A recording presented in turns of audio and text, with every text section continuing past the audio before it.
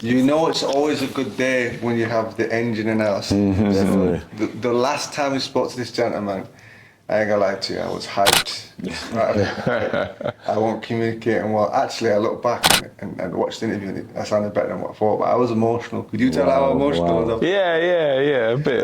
Yeah, I was like, I switched off from being media guy to friend because I'm like, no, sitting down. I actually want you there. I wanted, because when you've boxed and you know what it's like to fight and you're seeing everyone want your attention, I'm like, I just want this guy to just disappear. But you did your responsibilities. You sat down and talked to everyone, and then you had a holiday. Tell us about the holiday. Oh, the holiday was good. I had 10 days out in Crete with my family. Good food, healthy food, sticking to the diet. Yeah, good times, and it was one of those holidays where we came back, me and my wife, and it wasn't like we came back and we needed like to go off on another holiday without the kids to recover. We came back, everyone was well rested, good, ready to attack life. Did the KO King win you? And were you on holiday? KO King. Just, KO Performance, sorry. KO I have King. two businesses.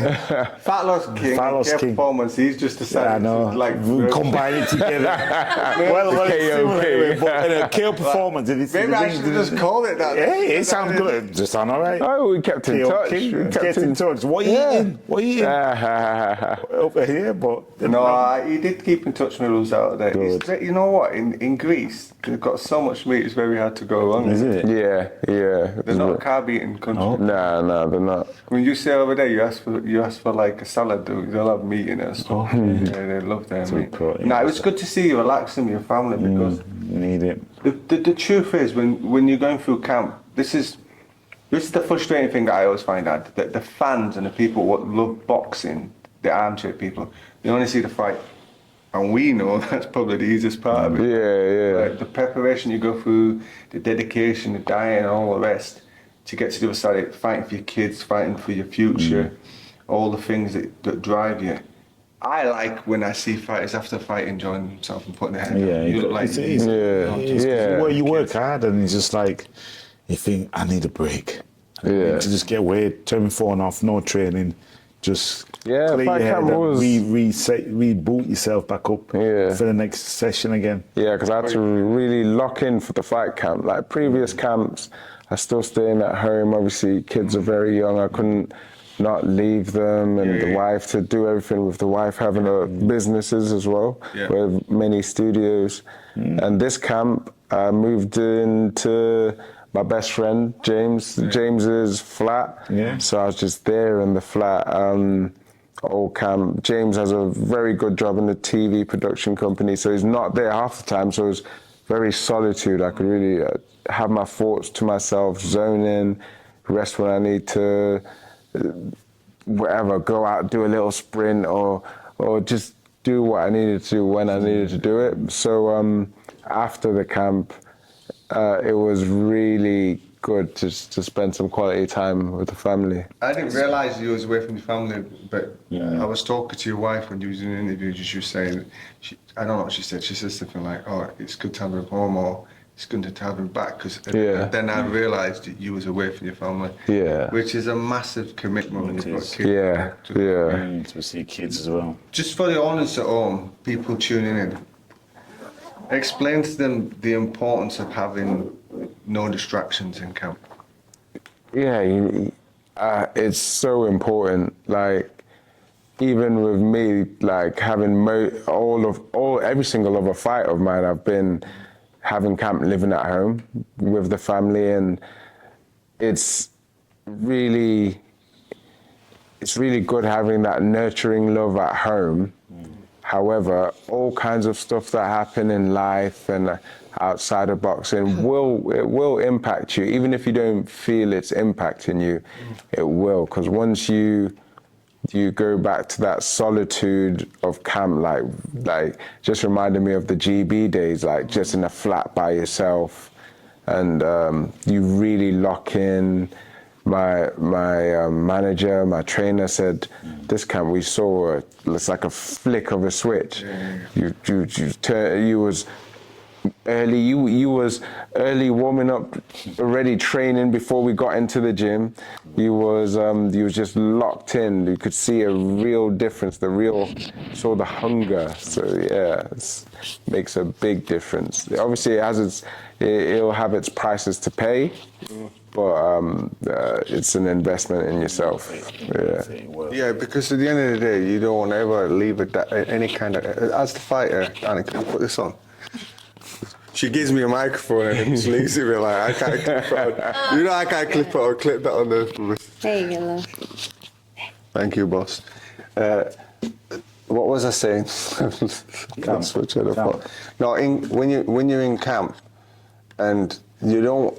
A fighter's mind is going to want to think, oh, I should have done this and that. You don't want anything like that. You want to make sure that... Everything's locked. I always say to people, tell me if I'm wrong, I always say to people this, if you did everything you could do and fought your heart out and you didn't get the decision, you still could live with that. But you can't live with, like, even if you win a fight, even if they give you the decision, but you know that you didn't perform, that still bugs you. Mm. Am I right? You can't finish the fight thinking should've, would've, could've. Mm. Mm. You did everything for that fight. I like, even with the nutrition and things like that, I love that you was asking questions. I love when people want to know the what behind the why, do you know what I mean? So the nutrition, when you're asking questions, did you feel? So you knew that was part of it? Yeah, big part of it.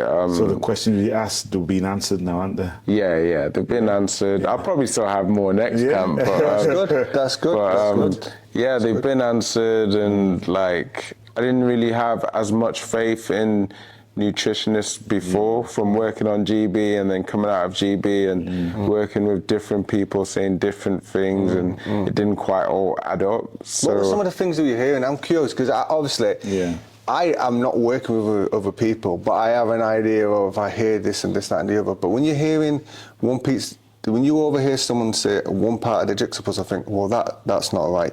But I don't know if they got 10 right and I'm only hearing the one wrong, then it's the one. Yeah, just, there's all sorts. Is it overcomplicated?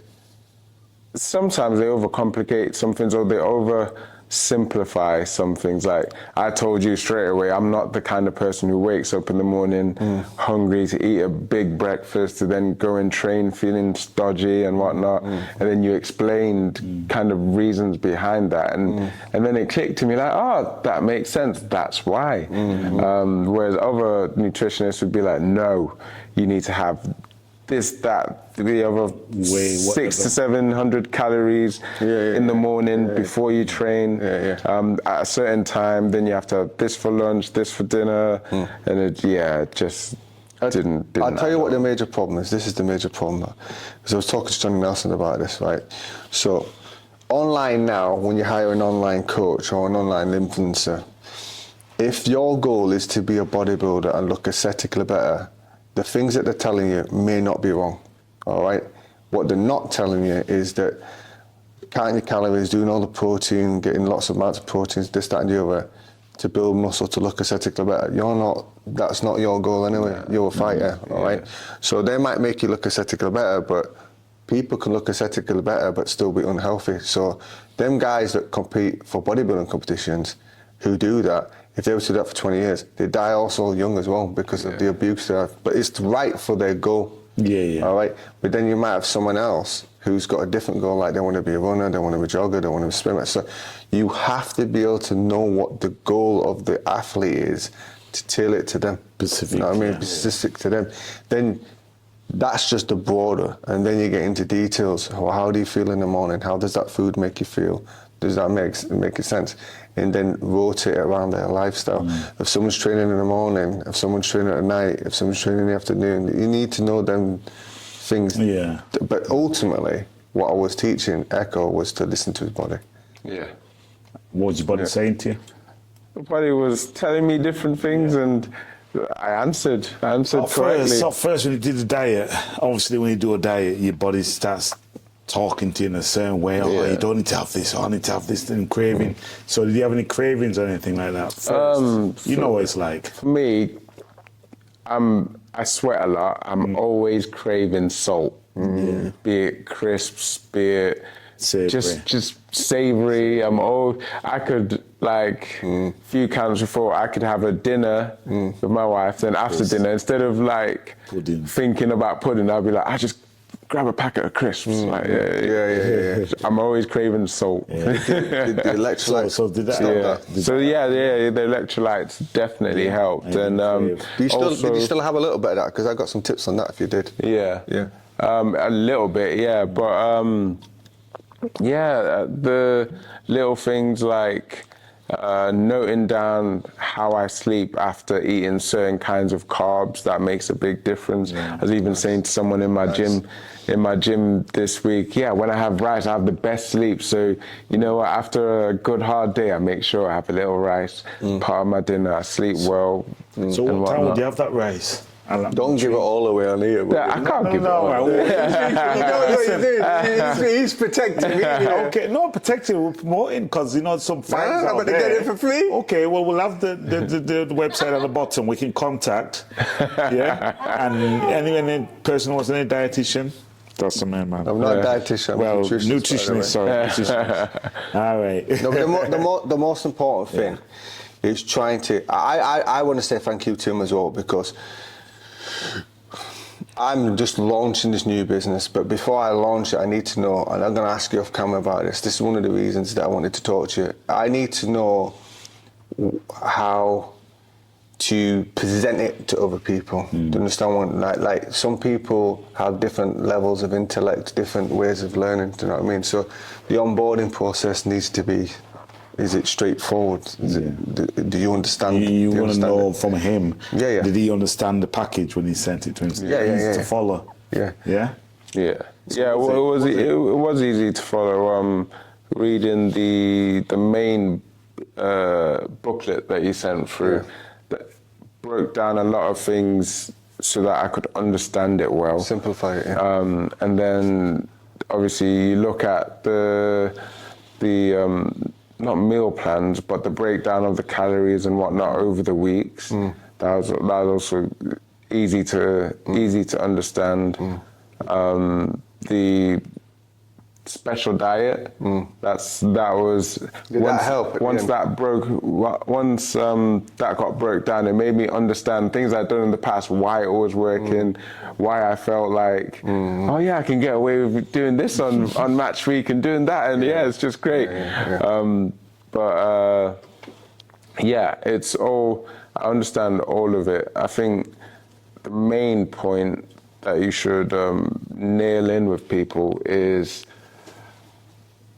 it's more in how you delivered it. It's not the fact of what you gave me, it's more the fact of being able to ask you questions, so it didn't feel like a one size fits all kind of package. It was actually tailored to how my body reacts to certain things. So even though some of the meals on the meal plan weren't really suited to me, I could change it for that or change it for this, and add option. That's good. Yeah, you've got to have flexibility, because it's all about sustainability. You know what I mean?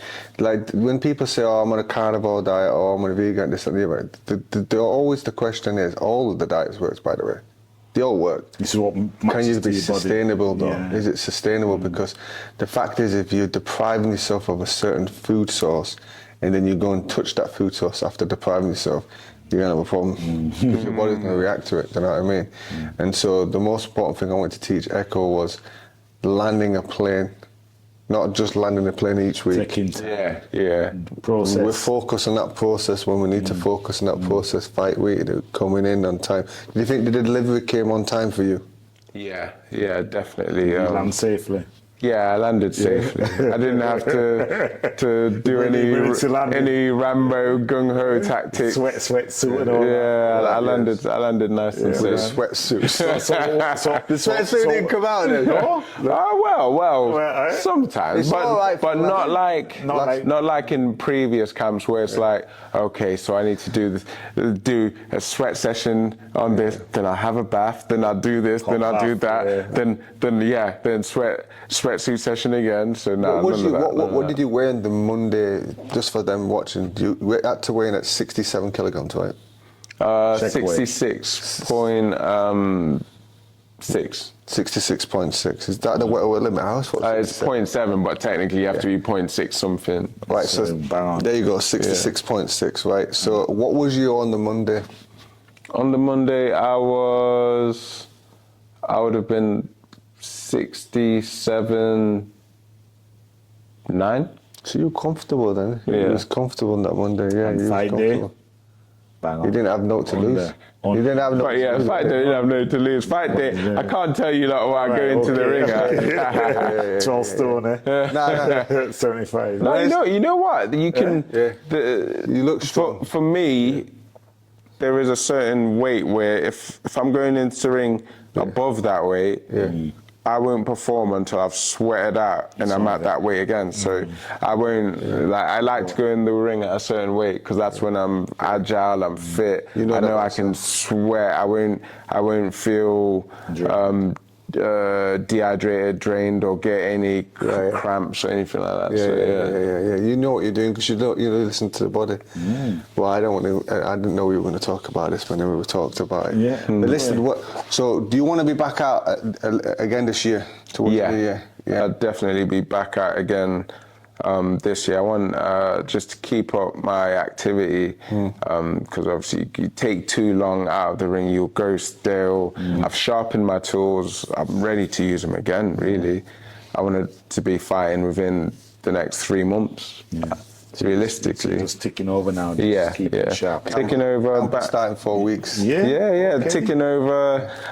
Still. Fighting in 3 months. Camp's going to start in 4 weeks. I'm still hitting the kind of sticking on training goals. sessions that I was doing in my previous camp, making sure the levels are at a certain level. I'm a 12-round fighter, so at any point in time, I can fight 8 to 10 rounds.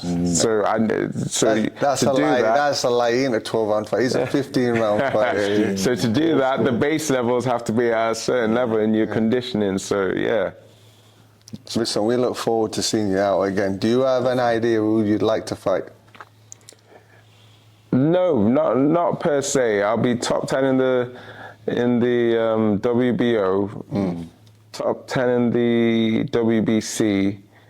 So whoever's down them lines, I know the WBO champ has changed, but as far as I'm concerned, in the WBC Boots, I'm coming for you. Yeah, Boots. You're at the top, so heads must roll. Heads must roll. Sign a contract. Yeah, because Terence has vacated this week, hasn't he? Yeah, so I'm sure someone got elevated. I know it is. I can't think of the guy's name. I saw the picture, and I think he's going to vacate the WBA belt as well. Yeah.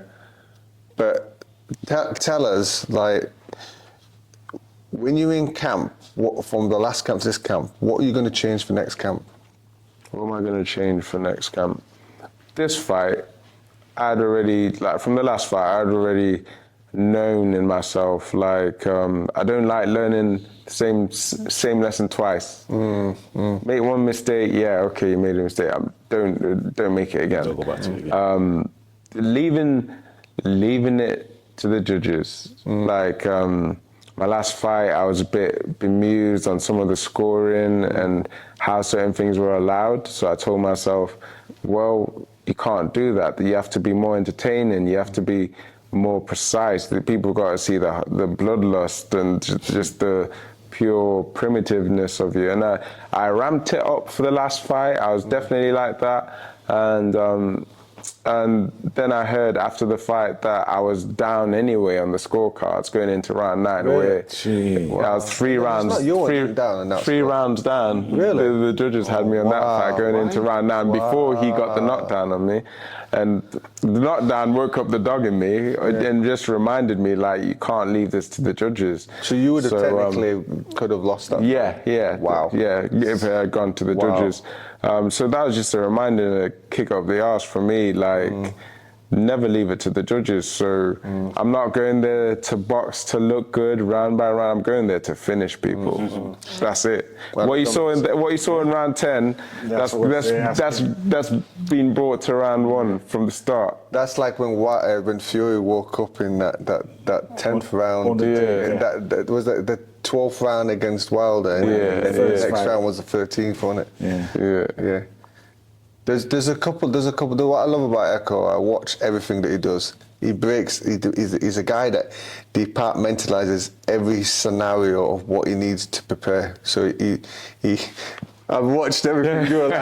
So obviously he's doing nutrition with me, but then he's looking at mindset stuff. He's looking at Pilates stuff. Tell us about some of the people you work with, because you've got some interesting cats. Shout out. I work with Lee Johnson. He's my sports performance and mindset. There we go. Coach. And what does he do? Blew my mind with everything that he's taught me. He is just, obviously, if you're an elite sports person, fighter, you enter the 1% club where every little thing counts. And he's taught me just the little ways to bring out more of that within yourself as an athlete. Because if you're an athlete and you're looking for that 1% in your S&C, in your nutrition, in this, that, and the other, and you're not doing it for your mindset work because you think your head's good, then you're not really in the 1% club.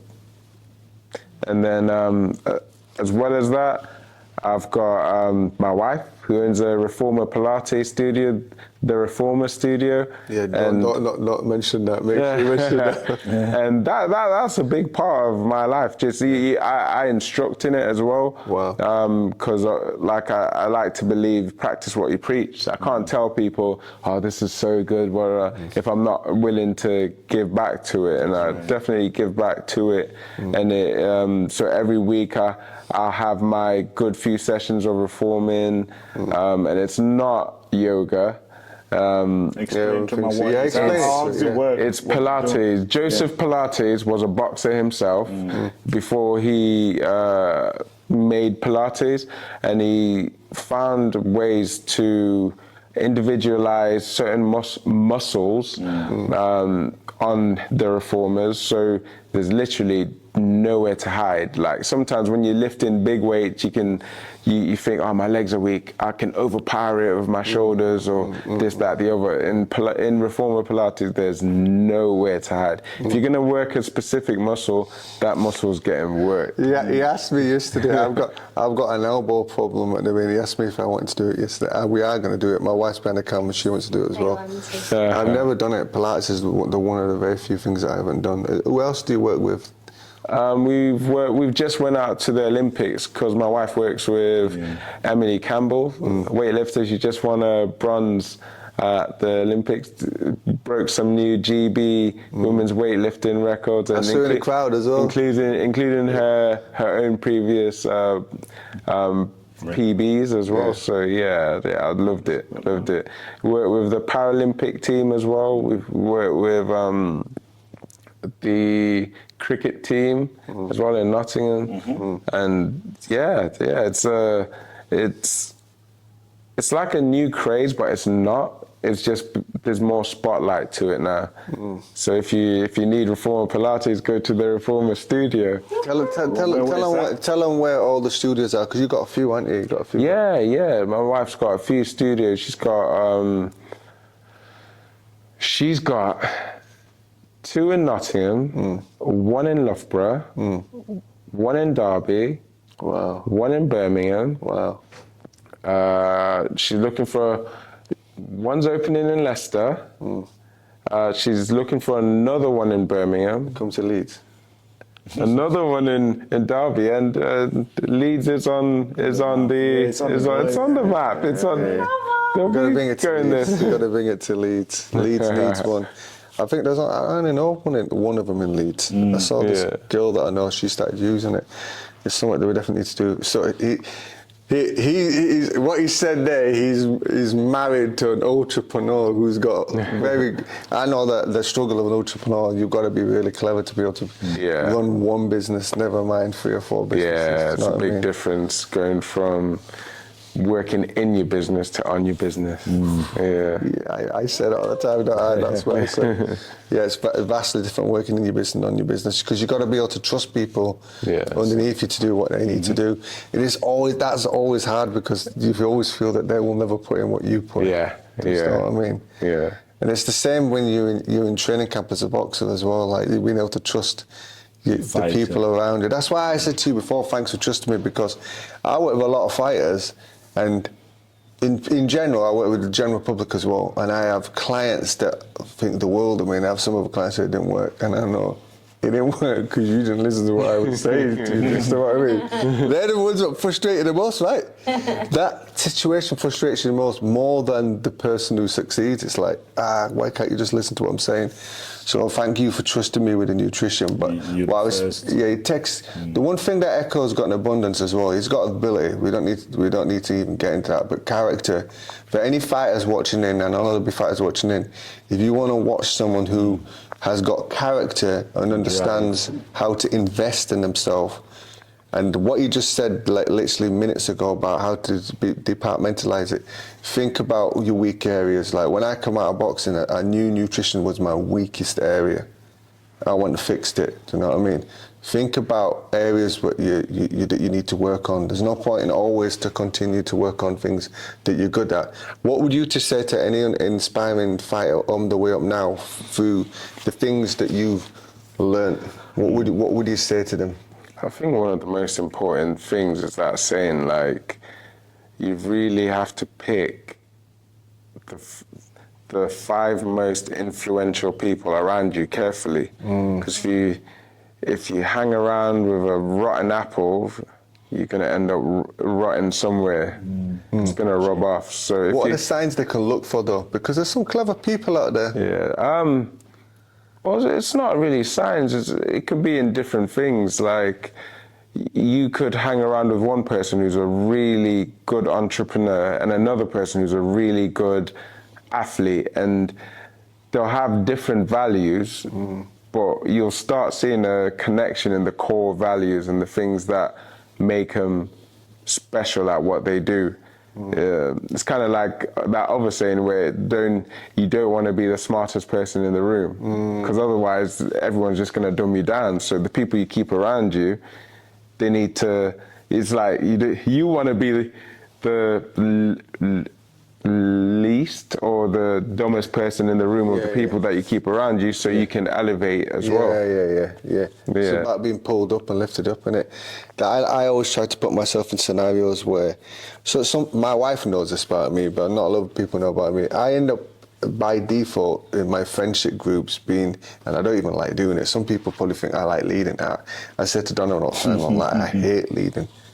You understand what I mean? Like, sometimes I wish I could be in a situation where I could just hand leadership to someone else and just sit back. Sit back, you know what I mean? But sometimes I get forced to be decisive on decisions. But I like what you said there, because I got on my way to put myself around people that have already made it level. Like we did Barry Hearn recently, didn't we? We did Barry Hearn on a podcast. I ain't kidding you, that I thought was good at timekeeping. His timekeeping was just the next level, man.